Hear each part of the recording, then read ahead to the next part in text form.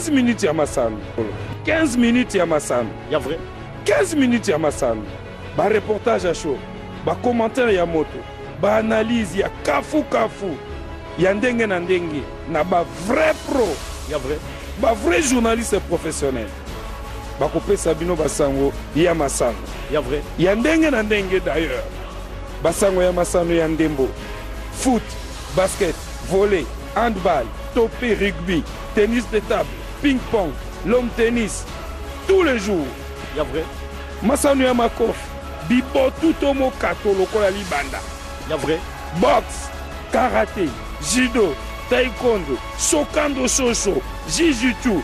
Jeudi 25 octobre 2018, Nazana plaisir de représenter pour Nabino 15 minutes Yamasano Yamukolo Malelonga Wabino Roger Boya na Pesi Bino Mbote. Bino Balandignon so ya 15 minutes Yamasano Banave ya félicitations na Bino P na président Kumba Amisi Tango Fort P na coach Florent Ibenge et Bende et Peli Moto ya solo et Monana Kinde Mukolo Malobi na 4 ya 15 minutes Yamasano Boko Ratete Kozwa Bal. Félicitations Oyo Outi depuis qu'il gagne la capitale ya Rwanda Oyo. Le président Constant Omari Selemani, l'homme moderne, patron du football congolais, Aibaki na kopesa na banave ya paix na président Kumba Amisi Tango Fort et les qui kitoko makasi nyoso na 15 minutes masano bokozo yango. 15 minutes ya masano. Ya vrai. Jamais ezala, jamais salama na TV moko awa na leo. Tofungola 15 minutes ya masano ya mukolo mwalelo na ko féliciter Bongo Bapoulin ya coach Florent Ibenge Android et Bende et Pelimoto mokolo mwalobi e inaki mabe kuna na stade de Martyrs. En tout cas nzungu munene wana bana ya vea ba répondaki penza positivement yango wana équipe oyo ya Al Masri aliaki pau na ndenga mukete 4-0 kasi mokolo mwalelo tozali ko tchadino nde bilengi oyo bana vea ba ina kosala bozwa extrait oyo John Mpoi ayebi na kosala bino ba oyo tango mususu batalaki bien te bozo yango. On va voir les corners qui est parti mokolo Mikabe. Ah oui, et Momo qui marque deux fois ça. Ah oui, à la 6e minute de jeu. À la 6e minute de jeu. Sur un. Bien joué Chabani. Ça fait aussi faisait l'opération. Ah là là là là là là. Oh, ça. Eh oui, ce n'est pas possible. Et Momo le doublé. Et Momo le doublé, ami sportif. Ah oui, une frappe à la de terre à la 39e minute de jeu. Isnoma, Fabrice qui va soulever sur ma course, il n'y a pas hors-jeu.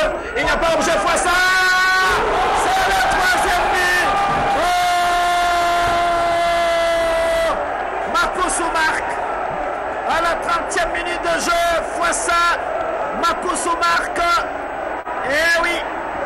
Eh oui. À la 75e minute de jeu. On va revoir cette action au ralenti. Il va dribbler les gardiens de but. Il n'y a pas hors-jeu. Eh oui, il va faire. Il va garder le ballon. Oh, il est parti face à.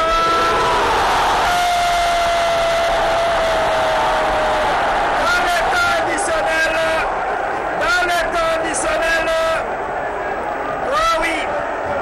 Moukoko va te. Félicitations Bongo na banave ya pe na ba poulain ya coach Florent Ibenge. En tout cas bokesi koyo final toyebiete ekozala elonga makasi tokolo ba bongo sikoyo na oyo etali bongo ba supporter ya V Club Nzombo le soir bana mbongo. En tout cas bazalaki ba prophète poete tangu John Mpoi akutanaki na bango pona bango bazaki déterminé na victoire balbaki ete tokolonga ngo ekoratete ba musukutu ba pesa déjà ba pronostic ezalaki kitoko makasi kuna na stade Martyrs bolanda ndenge nini ba peselaki pona club na bango oyo balobi e salami elonga te bolanda na John Mpoi. Pona pronostic ya match ya lobby na bengi ba supporter boya ebele boyo kabiyoka yokate boya botala musala vita azoko sala na kati ya terrain ba supporter ya vita na banzi boye binga ya animateur na bino Fantomas Abalola lobby boye ebele toza ko benga bino po tozokende kobeta nde finale oyo ezali étape toza koleka boyebele tozala même morale toyembe l'équipe à 100%. Lobby avec club voulu ou pas on va gagner ici. Match eza ya biso tozokobeta à domicile ba supporter na bengi bino boyebele nakobinisa bino na stade ndenge ezalaka ndele ndundu mpe ali bamaya sika mpe nyonso ya ali na banzi boyebi aneo ndenge nini tobeti ti tokomi na niveau napesi bien na veya merci mingi boyebele lobi na stade tokumisa équipe na biso. Merci à toi papa journaliste. Pour un match à lobby d'abord on va s'emboter na ba supporter nyonso avec club Congo Mobimba bala derrière avec club lobby ya kolobate tu as déterminé to gagner match à lobby. Donc tous les camarades en finale tu as banné la carte équipe moko boye et de ça la fierté na kata Congo na minute. Donc match à lobby tu dois battre bango les scores lourd même 2 même 3 les scores pour na biso to comme na 1T tu dois comme na 2-3 donc tu dois couper et ça 6 ça matata netolo baboy bana vert boya belé ne stade to ban animation l'air arbitre to kota na terrain to ban animation tina suka to mona pe to matozonga banda kuna sentiment na kembo na kembo kuna na vea bisengo kuna na vea nzambe kaka ayebi to za kupo message ezaka moko bana vea nyon surtout.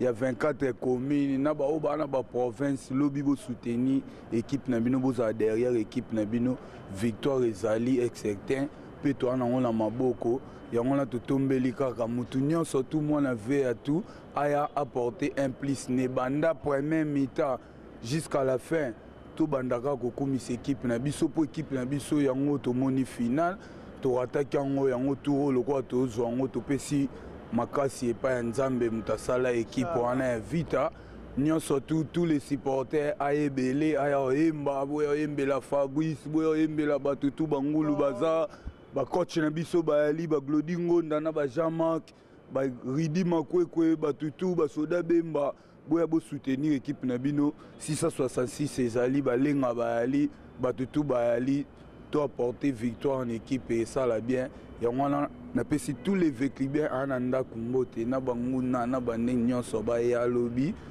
baza sima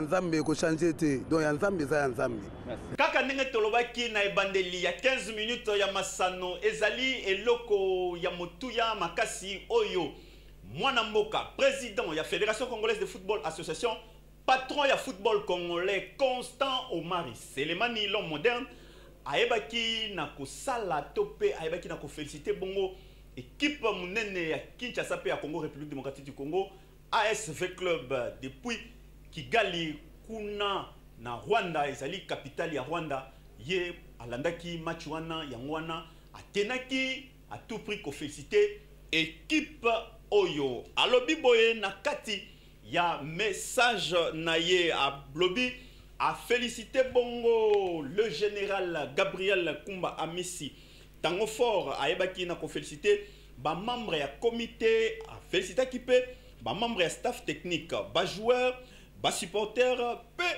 peuple sportif congolais mobimba pona victoire munene oyo ASV Club a uti na kosala a lobiete ezali elonga munene oyo ba uti kosala pe ba franchir étape munene ya makasi lelo bakomi na finale ya mutuya alobiete biso tozali kaka na mabolongo na se tozali kosenga na nzambe ete finale oyo tozwa coupe yango ekozala malamu mingi pona ekolo mingi pe pona République démocratique du Congo pe Kinshasa en tout cas eloko wana etikala kotoyo ekosala malamu makasi asengaki bayeba na kotosa mibeko ya ndembo pe batosa bakonzi ya ndembo ndenge bakopesa mibeko en tout cas ba joueur bayeba na kozala bongo ba tetute lokola oyo tomonaki awa na ba joueur égyptien oyo alobi esalema bongo te po ete virage oyo bazui ezali ya motuya makasi alobi pe bayeba na kolongwa to pe balanda biloba loba ya bato te po ete yango pe ezali moko ya eloko ko déstabiliser moral na bango et kozala bien te ba éviter pe kokota na ba polémique ya ba politiciens sous le haut patronage te bango balanda polémique wana te batikala kaka concentré na kati ya match wana pona président Constant Omar Selemani alobi biso totikali kaka na mabolongo na se tokosenga na nzambe ayeba na kotinda molimo mosantu ayeba na kozipika biso banso na mapamboli po ete final oyo tozali komona tolonga yango pe tozwa yango ekozala kitoko makasi pona mboka na biso wana ezalaki bongo maloba ya président Constant Omar Selemani Wuta Kigali capitale ya Rwanda bisika wapi atindaki maloba oyo. Félicitations biso pe 15 minutes à masano topesi na banavea pe na coach Florent Ibenge Android na Yemei patron ya club yango général Gabriel Kumba Amisi Tangofo. Tolobela bongo sikoyo MMA fédération ya ba armatio mixte tokoyeb sabino ete mikolo mizali koya awa na ngumba Kinshasa. John Nompoi aibaki na kozana bango bazali ko préparer bongo championnat national première édition na enguma mokonzi Kinshasa awa pe championnat mondial na mois de novembre yangwana déjà baza na kati ya ba préparatif ya munene poete eyeba na koleka malamu. John Nompoi azali kote kuna pona kolanda makambo nyonso ndenge nini ezali koleka ya motuya esengeli boyeba ete fondation Christian Matata pe fédération oyo ya MMA bazali ko organiser bongo ba combat de gala awa na ngwa mokonzi Kinshasa ekozala bongo le 21 novembre ezali bongo na district ya Lukunga tokoloba bongo ezali nde pona district ya Lukunga nde ba combat de gala oyo ekozala organiser bolanda sikoyo ndenge secrétaire général adjoint pe coach principal balobaki na micro il y a 15 minutes ya masano na John Nompoi. Oui, en fait, dans le cadre de l'activité à la fédération, nous allons organiser les premiers championnats nationaux dans Mixed Martial Arts. Ça sera pour le 30 novembre au 2 décembre. Dans le cadre de ces championnats-là, ce sera couvert par la Ligue de Kinshasa, qui est présidée par le président Ngandou. Mais à part ça, il y a aussi la fondation Christian Matata qui a sollicité la fédération à organiser des spectacles pour le compte d'une journée sportive qui sera organisée du 21 au 22 de ce mois, donc du mois de novembre. Donc nous sommes là en train de préparer, nous sommes déjà en train de faire de couples et je pense qu'avec l'appui de notre coach national, je pense que ça sera une très bonne chose. Oui, nous sommes dans la présélection. Ici, les entraînements, c'est pour la présélection. Nous sommes en train de voir les meilleurs. C'est ces gens-là qui vont vraiment participer. Et nous allons prendre la plupart des athlètes de Lukunga parce que ce sera une manifestation qui sera organisée à Lukunga. Et donc, nous avons intérêt de prendre les gens de Lukunga et de faire participer certains de nos athlètes qui sont déjà rodés par rapport à la discipline. C'est un peu ça. Que le ministre des Sports qui puisse attirer attention plus dans la fédération parce que nous avons beaucoup de défis à relever. Et il n'a pas à nous laisser. Nous avons le championnat du monde qu'on doit participer au mois de novembre. Je crois que s'il nous soutient, ça sera une très bonne chose. Et je crois que comme il nous a toujours soutenus antérieurement, je pense que cette fois-ci aussi, il va nous soutenir et la fédération sera toujours en merveille. Merci. Entraînement les camaramu, toujours ça la présélection, tout pour na oyo baza kitoko baza bon na art toujours ça là mixed martial art. Donc avec le président Baïgon, notre président qui nous soutient tous les jours. J'ai jamais vu un président qui vient tout le jour dans la préparation à l'entraînement d'athlète. Lui il vient tout le lundi, vendredi, déjà tout dimanche. Ce qui entraînement Mozali à Koya. Donc il nous assiste, il nous aime trop, il aime l'art. Donc c'est pour cela, tout ça, la préparation, il y a la préparation, dans la compétition. Au fait de ça là, il y a compétition mondiale, il y a athlète. Et puis compétition, il y a ligue, il y a compétition, il y a Fondation Matata. Non, c'est comme là. Voilà, je vous assure, tous les Quinois, Congolais, donc partout dans le monde, jusqu'à l'image, il y a comment.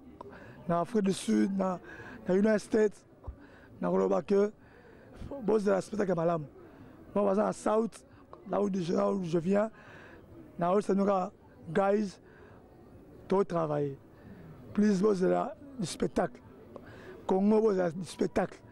Parce que c'est la première fois dans l'histoire, dans Kin, dans le Congo, MMA et Botam. Tout ça, c'est l'ango, et comme on a énorme, le Sengeli, dans l'Afrique du Sud, dans le Japon, dans les États-Unis, dans l'UFC. Donc c'est un peu ça, on essaye d'y arriver. Mais je crois bien, avec tout ce que je suis en train de faire, nous allons faire des beaux spectacles. Je vous remercie. Avec le président, le soutien du gouvernement, on vous demande vraiment l'aide. Merci.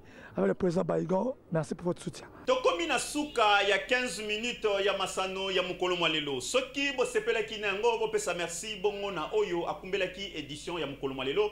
Anemon pupa soda bemba pe John Nampoyi oyo assuraki technique mobimba pote boye bana ko zobiso na banda ku malamu toko pesa pe merci bongo na coordonnateur ya 15 minutes ya masano Jerry Gérard Angengo ape maman Françoise bazali kolanda biso malamu kuna na ndaku mingi penza na changu.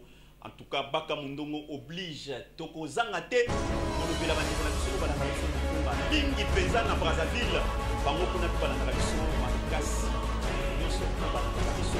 Merci pour la confiance pesa biso tokutani na ba numéro ya sika kasi ya koloba na kati ya masano zali bene lobby surprise